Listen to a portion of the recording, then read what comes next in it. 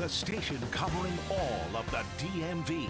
This is DC News Now. The indictment is just shows that we need new leadership here in Frederick. Breaking now at 6 on DC News Now, a sheriff taking a leave of absence. His decision today as he's arraigned on multiple gun charges. And nearly every category of crime recorded by DC police on the rise right now. And our job is to really make sense of what that looks like and what works.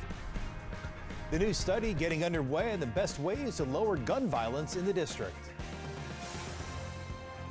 Temperatures rising outside and within apartment buildings. The long debate over temperature-controlled units and how to stretch your dollar. Yeah, weather-wise, temperatures definitely heating up back to the middle 80s this afternoon, and it's also sparking some red flag warnings across the DMV. I'll have that forecast coming up. Good evening. Thanks for joining us for DC News Now at 6 o'clock. I'm Chris Flanagan. And I'm Tasmeen Mahfouz, and we start with breaking news tonight out of Frederick County. The Sheriff's Office tells us Sheriff Chuck Jenkins will take a leave of absence, and it comes as he was arraigned earlier today in Baltimore. Our Michaela Newton has been following this story for us. She joins us now live from the U.S. District Courthouse in Baltimore. And Michaela, you were there as the sheriff left the courthouse after his arraignment just a little while ago, and he didn't have much to say. Yeah, well, Chris, Tasmeen, he was tight-lipped as he left the court. He didn't have a whole lot to say, but we just learned a few hours ago that he actually is taking that leave of absence starting this Friday. And the news came after he pled not guilty to charges relating to a machine gun scheme. Do you have any comments? I have no statement. Thank you. I have no statement. Sheriff, you've been working with federal officials for over a year. Did you owe it to the voters to tell them you were the subject of a criminal investigation when you asked for their vote? I have no statement. Excuse me, please. Why the decision to step down today? Excuse me. Why take a leave of absence, sir? Have a good day. What made you change your mind to step down, sir? And Jenkins saying he is innocent as he left the court today. In court, the prosecutor asked for Jenkins to surrender all of his weapons, including his service firearm, and the judge did approve that order. Now, the federal prosecutor is Leo Wise, serving in the U.S. Attorney's Office for the District of Maryland. Meanwhile, we learned that Andrew White is the attorney representing Jenkins. But earlier today, I spoke with Roberto Juarez, who's a protester calling for the sheriff's resignation. So our hope is that Sheriff Jenkins resigns, and that other elected officials will call for that, and will move to be able to install someone or bring someone in as a sheriff who actually cares about public safety in the county.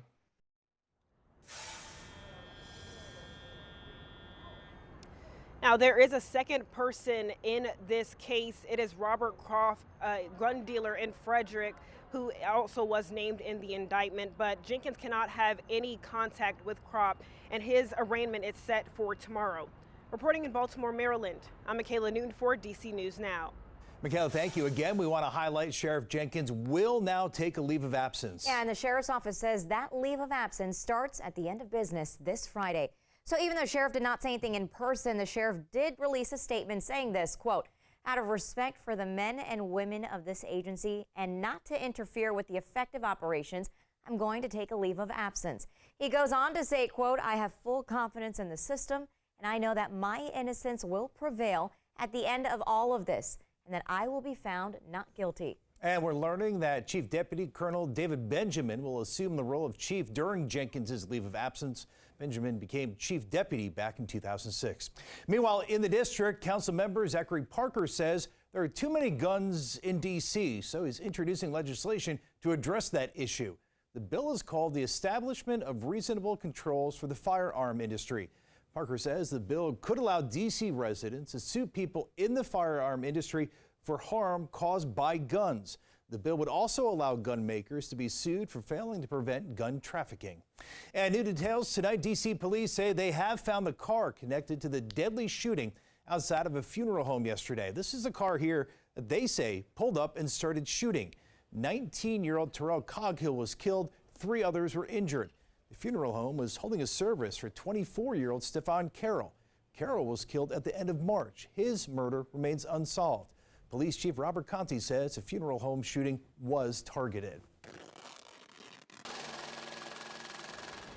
And Yeah, many tenants in the DMV reporting excessive temperatures inside their apartments. That's right. And on unseasonably warm days, their homes really are just unbearable.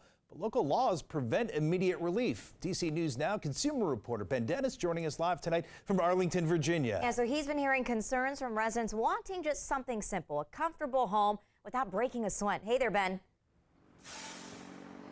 Hey there, guys. Good evening. We're talking about apartments that are temperature controlled all across the DMV. Landlords typically don't have to kick on that AC until May the 1st, around that time frame. That's backed by state laws in our area. But tenants, they're up in arms saying it's a sticky situation, sometimes quite literally, and landlords react differently. I'll just chug ice water all day long. Unseasonable warmth in the DMV means uncomfortable days and nights inside many apartments. Right now, many tenants don't even bother spending their time to touch the thermostat. That's because they might only get a bunch of hot air. End of April has become my least favorite month of the year. Ziu Joe opted for a tank top before clocking in for work at home. Kit McLaughlin went with a t-shirt. Just, 20 days of brutal heating in my unit. As you can tell, shorts and a t-shirt in order to kind of bear with it. Property management recently emailed them an explanation. State law requires landlords offer heat until May 1st. Same goes in DC and Maryland. But management added their temperature system can only provide heat or AC at one time. The issue is why Tully Stern in the district started a petition online to find a change. Never did I think that my little petition would result in almost 1,000 signatures now. It doesn't make a lot of sense to me to make a policy surrounding temperature around a date. Like, if this is a policy that relates to temperature and weather and like temperature regulation, it should revolve around the temperature and the weather. Tenants are finding ways to cool down. Take ice packs and fans, like some delivered to a DC News Now reporter from Dad Rich. In the meantime, do tenants only have the option to sit back and wait? Not quite. They could find ways to stretch their dollar. And major retailers offering discounts right now to help alleviate some of the pains. Home Depot promoting 30% off select fans. Just visit slickdeals.net for that coupon. And online retailer Wayfair is offering sales on fans as well. There's one that can mount to your wall. And if tenants have space for an AC unit, check your state's Home Energy Assistance Program. That's called HEAP. They may offer these AC units, and eligible households do apply.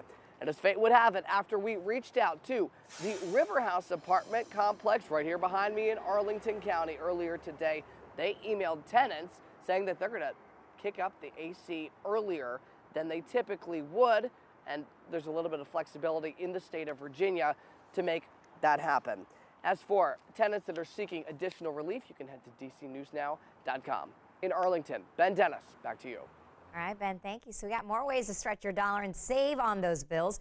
GoBankingRates.com is sharing some advice for slashing your payment. So when it comes to keeping cooling bills down, the site recommends using your household fans while leaving your thermostat set just a bit higher. They say adjusting the temperature by 4 degrees can actually save you around $30 a month. All right, let's get a check on the forecast. Yeah, Chief Meteorologist Janessa Webb here. Those fans and ACs will be cracking tonight and again tomorrow. Yeah, I mean, that's just a very tough situation. Yeah. And actually, it's very, could be deadly across the DMV just because temperatures are very warm. We've had a warm winter, a warm spring, and it's actually going to continue. And dew points, they're not going to play nice going into tomorrow. So Slurpees. Yeah, and they are your friend for the next couple of days. Let's check out our temps. Official highs got a little bit better than forecasted yesterday. 85 degrees here in the metro area. Right now, that is our official high. So as the sun starts to set, things will start to cool off a little bit, but still very mild out there. And that extends into Annapolis, Baltimore as well. Not an onshore breeze this afternoon. So winds, they continue to be on the light side out towards the northern neck. They have started to rev up from Culpeper, Winchester as well. well, but we're still in the upper 70s. So we're looking at satellite composite radar, nothing happening. We are not talking about a disturbance tonight. We'll sit under mostly clear skies across all of the DMV and zero concerns of any precip. We do have southeasterly winds across Maryland, and so that is sparking up some concerns for wildfire danger. You can see sustained winds right now about 10 to 15 miles per hour. What do you have planned tonight? Let's be outside, a nice walk, dinner plans under all this clearing. The concern, though, is red flag warnings across sections of the DMV. I'll break down that forecast coming up.